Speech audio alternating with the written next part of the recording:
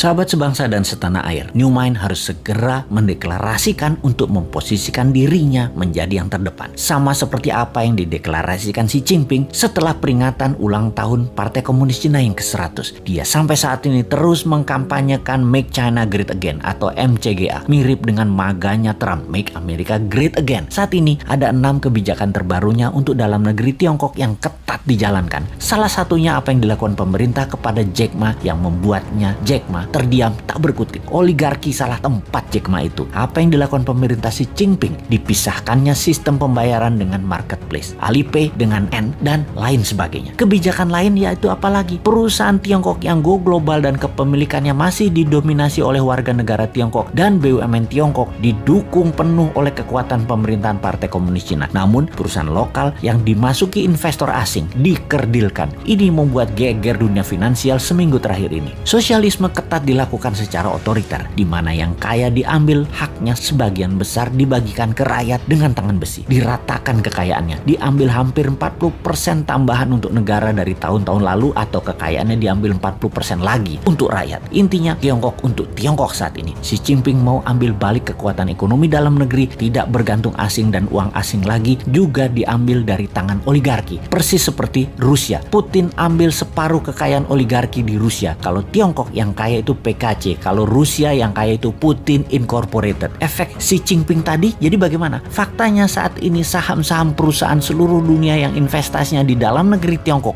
merah semua warnanya dalam seminggu ini. Dunia keuangan seluruh dunia panik. Aksi Xi Jinping ini cukup mengagetkan dunia, karena kalau Tiongkok mau, ternyata Wall Street jangan-jangan bisa kolaps. Hal ini udah ada di benak banyak pengamat. Mereka pengagum Amerika saja yang taat buta tidak melihat bahwa Tiongkok sekarang sudah banyak keunggulannya terhadap Amerika, termasuk sektor keuangan. Karena apa? Karena negaranya otoritarian yang dapat pemimpin yang bagus. Kita sebentar belok diskusinya tentang otoritarian dan demokrasi. Kalau kita dagang ada yang namanya upside dan downside. Dalam bernegara juga ada yang namanya upside dan downside. Di negara otoritarian, kalau dapat pemimpin yang jahat, egois, bengis, maka downside-nya banyak banget kepada bangsa dan negaranya. Kalau dapat pemimpin yang bagus, pro rakyat seperti Xi Jinping, Erdogan, Putin, Lee Kuan Yew, maka upside-nya untuk bangsa dan negaranya banyak. Di negara demokrasi, kalau dapat pemimpin jelek, downside-nya jelek walau tidak sejelek pemimpin otoritarian buruk. Kalau dapat pemimpin bagus di demokrasi, upside-nya tidak terlalu banyak juga. Nggak heran banyak negara walaupun demokrasi namun gaya pemimpinannya pengen otoritarian, berkuasa penuh. Seperti di negara tetangga, kalau aja para pemimpinnya bagus, sudah jadi negara superpower tuh dalam 20 tahun. Tapi faktanya memblade, walaupun sudah otoritarian. Jadi apa dong jenis penguasanya? Ya udah tahu sendiri kan ya. Kembali ke Make China Great Again yang mengutamakan kepentingan dalam negeri dan mengutamakan keuntungan Tiongkok di luar negeri menjadi mesin perang baru, persis seperti maganya Trump. Ayo New Mind segera mendeklarasikan MIGA, Make Indonesia Great Again. Indonesia first. Apa-apa Indonesia duluan dan apa-apa Indonesia yang harus untung. MIGA mengutamakan kekuatan dalam negeri, di mana kalau ada FDI maka produknya diutamakan untuk dipakai di dalam negeri atau untuk ekspor, dan syaratnya lagi 100% bahan bakunya adalah bahan baku dalam negeri. Lebih diutamakan lagi sesungguhnya apa? DDI, Domestic Direct Investment,